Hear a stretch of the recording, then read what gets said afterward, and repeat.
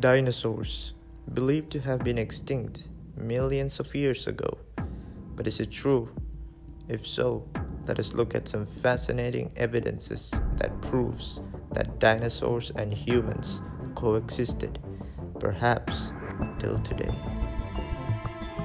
In 2005, a T-Rex soft tissue, which was so fresh that blood could be squeezed out of it, was discovered in US, leaving many scientists puzzled on how these tissues containing blood cells and vessels could last this long. Even Mary Schweitzer, who found this, raised the question that how can these cells last for 65 million years? But the question she should be asking is, are they 65 million years old? Let's find out. In Peru, the civilization of Nazca Indians has produced a lot of crafts, including thousands of carvings on stones, which has the pictures of dinosaurs in them. These stones, primarily depicting their daily life and culture, also happen to have the pictures of dinosaurs in them. But these civilizations started only from around 100 to 800 BC. Similarly, in Mexico, a lot of ancient clay figures of dinosaurs has been discovered, which were around 4,500 years old. So how could these artifacts be made if dinosaurs became extinct before humans came into being? And how could these 16th century Aztecs create such sculptures of dinosaurs having striking resemblance to real-life dinosaurs in them if they haven't seen one with their own eyes? The famous explorer Marco Polo recorded in his writing that the Chinese emperor had dragons which pulled his chariot in special occasions, and in his book Travels of Marco Polo he records, "Here are seen huge serpents, 10 paces in length and 10 spans in the girth of the body. At the forepart near the head they have 2 short legs, having 3 claws like those of a tiger, with eyes larger than a fourpenny loaf and very glaring. The jaws are wide enough to swallow a man, the teeth are large and sharp, and their whole appearance is so formidable that neither man nor any kind of animal can approach them without terror. Others are met with smaller size, being 8, 6, or 5 paces long."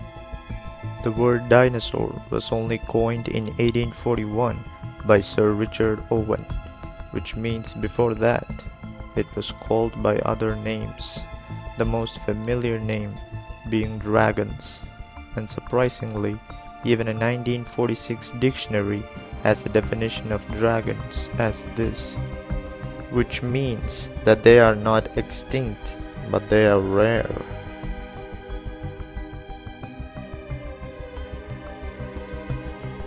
In Congo, a country as big as Western Europe, 80% of its wildlife is not yet explored due to harsh environment and dense swamp.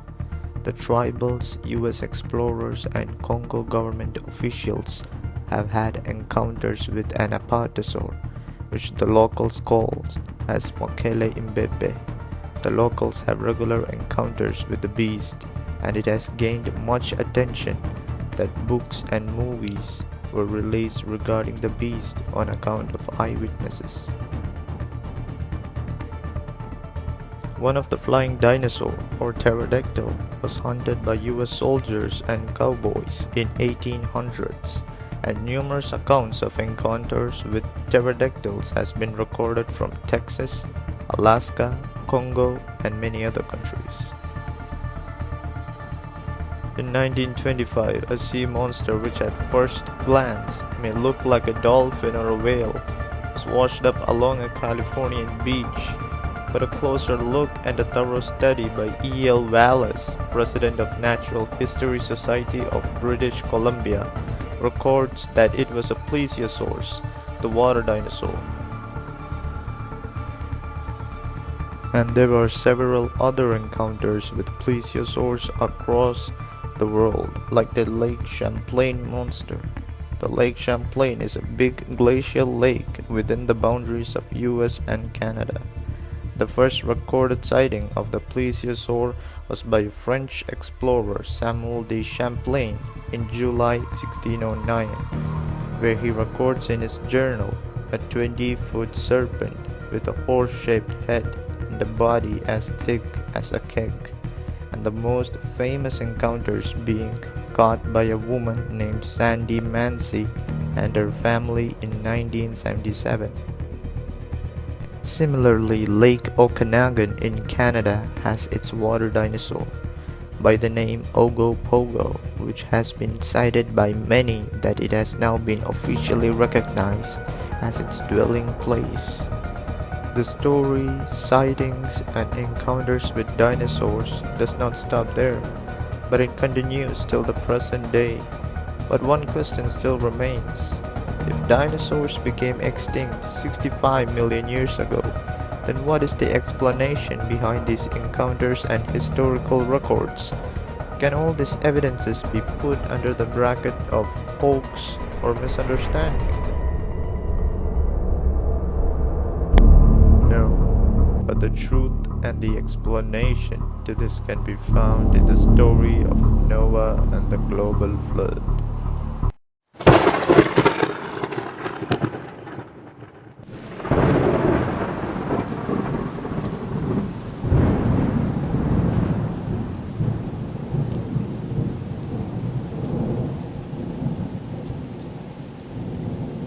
Noah lived in a generation where immorality and violence overflowed. Men corrupted their ways and lived in rebellion against God. Hence, God had to send a global flood to cleanse the earth from the perversity of men and the fallen angels. Many see this as a myth and treat it as fairy tale for children, not knowing the depth of its reality, even when the evidences are right before their eyes. For more than 270 cultures across the world, from India, Peru, Hawaii, Italy, and other countries, records a global flood which took place from which only one family was saved, just as the story of Noah.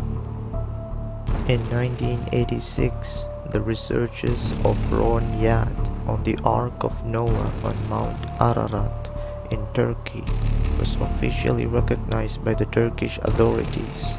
Surprisingly, it matches the perfect location and description of the Ark as recorded in Genesis 6 and 8. Even many geographical formations in the world points out to a global flood, which means that the story of Noah is not a fairy tale, but a reality. As recorded in the scriptures, Noah took 2 pairs of each kind of animal, male and female, including dinosaurs. But Noah took the young dinosaurs, as they eat less, have longer reproductive life, they sleep more, and produce less waste, which makes them an ideal choice of selection from the species of dinosaurs. And after the flood receded, the dinosaurs repopulated Earth along with the men, but they were hunted down by men as dinosaurs were a menace to men, and they were also hunted down as a sport for pleasure, which resulted in their decline. Therefore, they had to live in places which would be difficult for humans to find them, like dense swamps and vast water bodies. Which means a few of them might be still alive, even till today.